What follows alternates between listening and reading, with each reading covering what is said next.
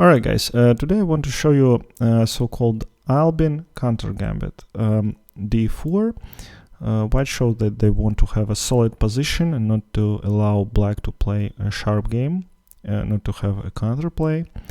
Black plays D5 like they agree to it, C4, continuing this pressure, and E5. Very unusual looking move.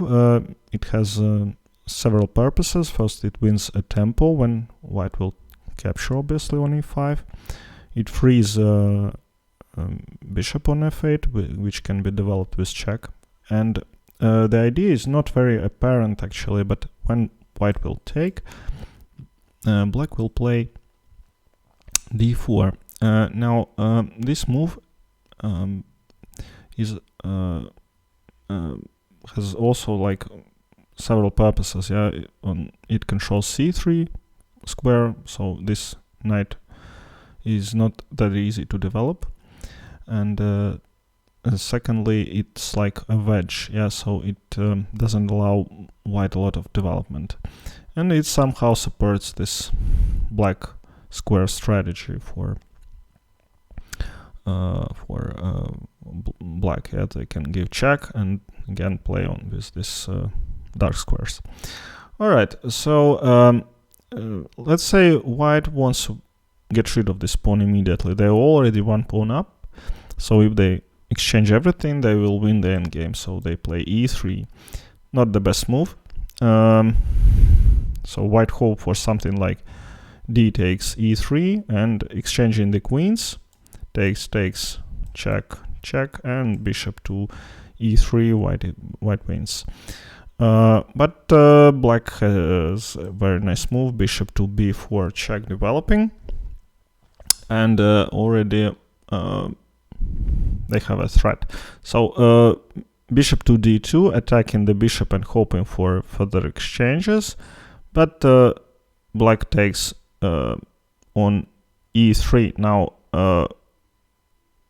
they can take with the bishop because it's pinned, so they take here, and black plays check. So king cannot take on F2 because queen is not defended. He plays king here, hoping for F take G queen, then exchange of queens, and rook takes G1, and white is better. But in this position, black takes on G1 and gives check with knight.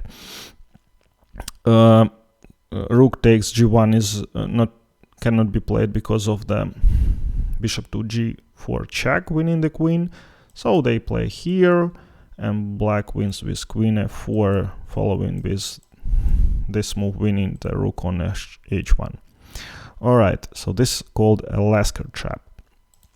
But let's say what happens when white develops slowly. Yeah, knight to F3, for instance. Yeah, immediately black plays knight to C6, standard move, developing knight and attacking this pawn on E5. Yeah, because black in this position wants to win their pawn back, and they have very good chances to do so. Here white normally will play something like G3 or B3, but if white is really greedy, they can play bishop to F4. Actually, I played this position with white and against strong FIDE master, and I lost because I thought that I have very nice center, I have extra pawn, and I'm better generally. But what happened next was surprised me. So he played bishop to E3, I defended the pawn on C4, and he played something like queen to D7. Now it appears that I don't want to play E3, yeah, because I will lose a lot of tempi, and I thought that okay, I will play something like G3, and he played H6. So in this position, it appears that this bishop on F4 is trapped. Yeah, so I have to play something weird like E3, and black will play G5, knight E7, yeah, and take this pawn back. Yeah, but the most awkward thing about the position of white is that black makes the long castling and attacks on the queen side. You don't want to have this attack against you, yeah, because black is actually very safe. Its king is better than white's, I assume. All right, knight f3, knight c6, g3. Now white wants to develop just the king side and make castle and have maybe a little bit better position. And let's say knight to e7.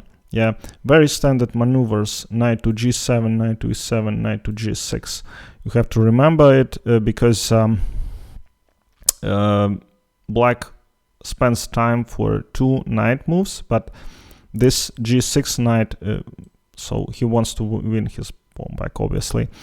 So white plays bishop to g2 and knight to g6, castles.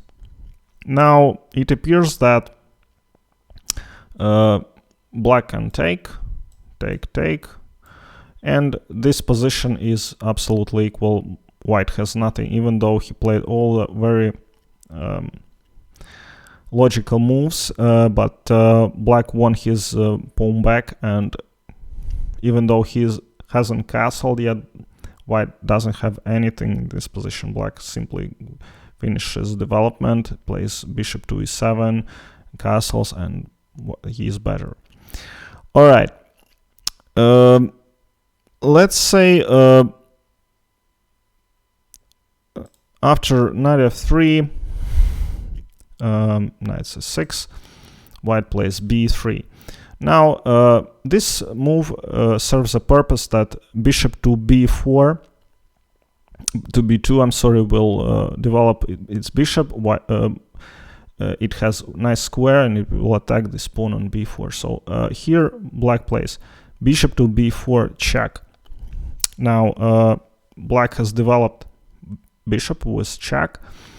Again, this square, this move has been used for placing bishop on b2. So if white plays bishop to d2, they have lost tempo, and black cannot be worse.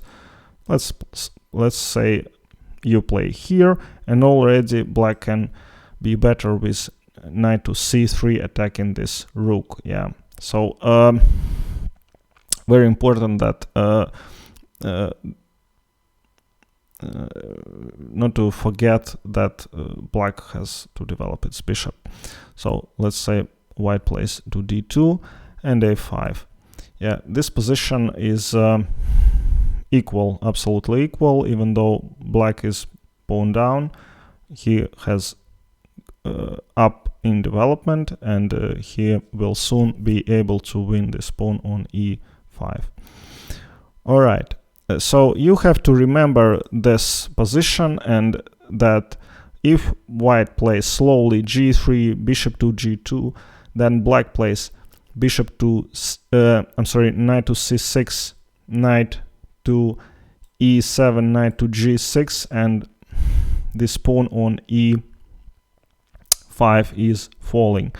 If white defends this pawn on e5, then bishop to e6, queen to d7, knight to c6, long castles, and black has excellent counterplay against the king. All right, and the last variation, which is, I don't think will be very much used against you, is this. In this position, white will play e4. Now, in comparison to this previous Lasker Trap e3, the difference is that black has to capture immediately this pawn on e3 en passant. Otherwise, with this bishop to b4, then this d takes c is not possible. All right, so here black plays knight to c6, attacking, knight to f3, and our standard maneuver, knight to e7. So in this position,